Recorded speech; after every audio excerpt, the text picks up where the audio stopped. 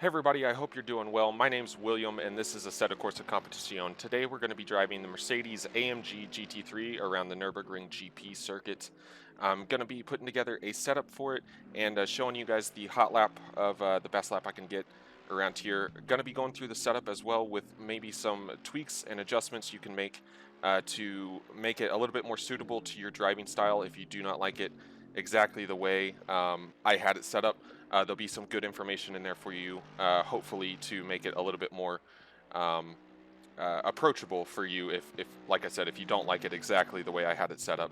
So we'll get on into the hot lap right after this and then talk over the setup last. I just want to say real quick, guys, if this helps you out, if you enjoy this, please give this video a like. It really does help me out a ton. And if you want to see more of this kind of stuff, we'll be doing a lot more. So you can go ahead and subscribe, and we'll have a lot more setups and some more stuff coming for you in the future. So, anyways, let's get on into the hot lap, and I'll be back with you guys to talk over the setup. Enjoy.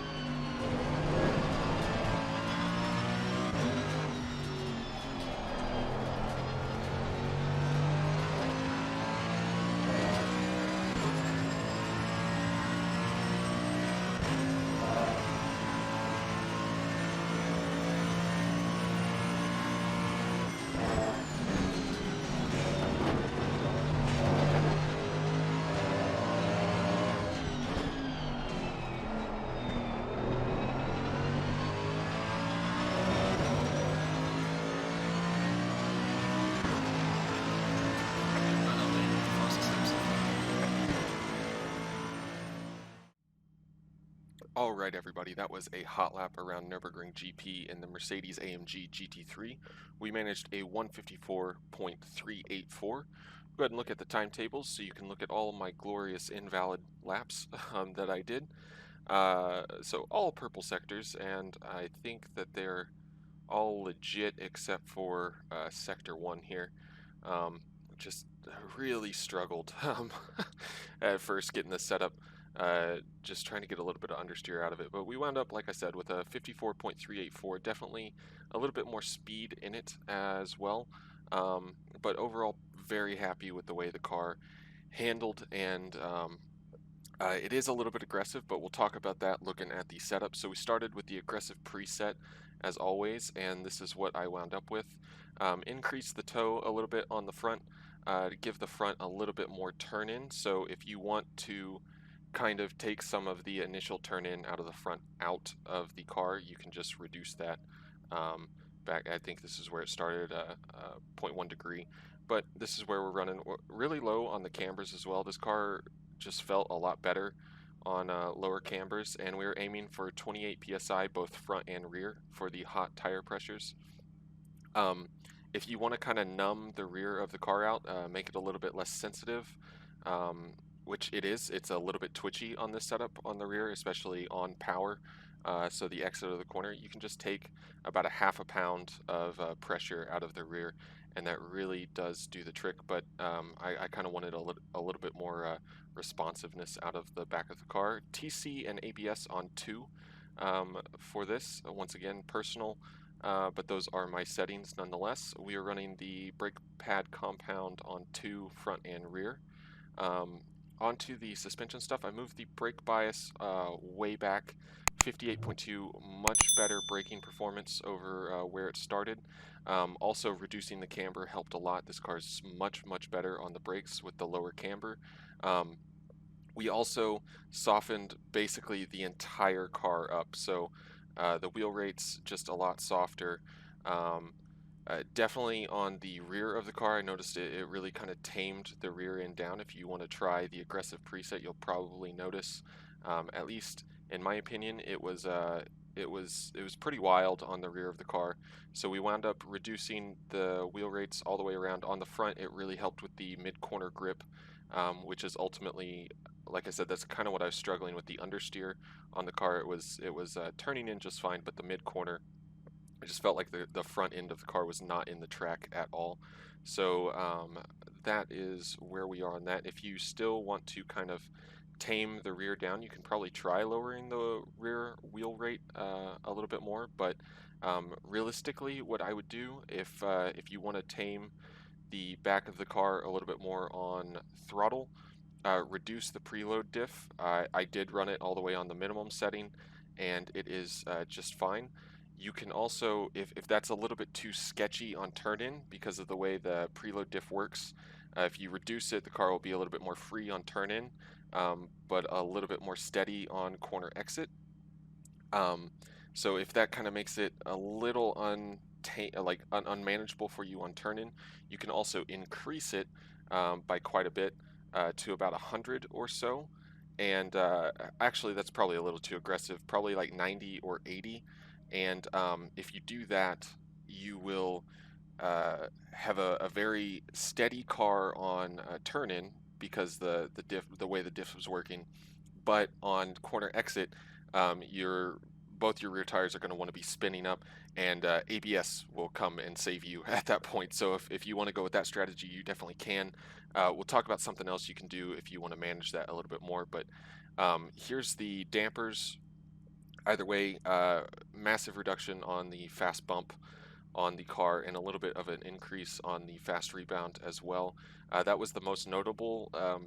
Hitting the curbs was extremely jarring with the fast bump, as it was a bit stiffer, and it just really upset the car the way it was. So that's basically what we wound up doing there.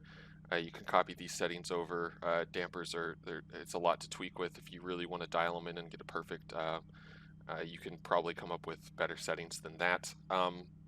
But yeah, this is the aero section. So the other thing I was going to say, if you do want to kind of tame the car a little bit more, reducing the rear ride height seriously just by a click does make a pretty big difference. I was getting a little bit too much understeer through the Schumacher S on 75 millimeters on the rear, but everywhere else the car felt a lot more planted, probably the diffuser working a little bit better. So if that's what you're going for and you can just deal with a little bit of that understeer, or maybe you're not experiencing that understeer, you can go for 75 millimeters. Also, if you are experiencing that understeer through the Schumacher S, you still have quite a bit of front splitter to play with as well, which shouldn't affect the balance too much anywhere other than the high-speed corners. So that would definitely be a viable option to go there if you want to decrease this to 75 for the overall stability, maybe even go a little bit lower if you really want to kind of shore the car up, and then balance the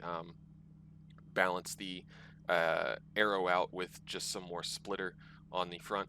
I wouldn't go any lower on the ride height. 48 millimeter, it did seem really low to me whenever I was looking at it, but the car handles just fine. I ran it a little bit higher and a little bit lower just to kind of test and see. I thought with running the softer suspension, I might run into some trouble, especially through like the final chicane.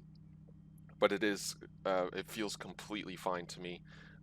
Really good turn-in with it lower than 50 millimeters. So, and 46 was just a little bit too low. I think the lowest you can go is 44, 42. Sorry, 42. Um, it was too low at that point, but 46 is about the lowest I would possibly go, and um,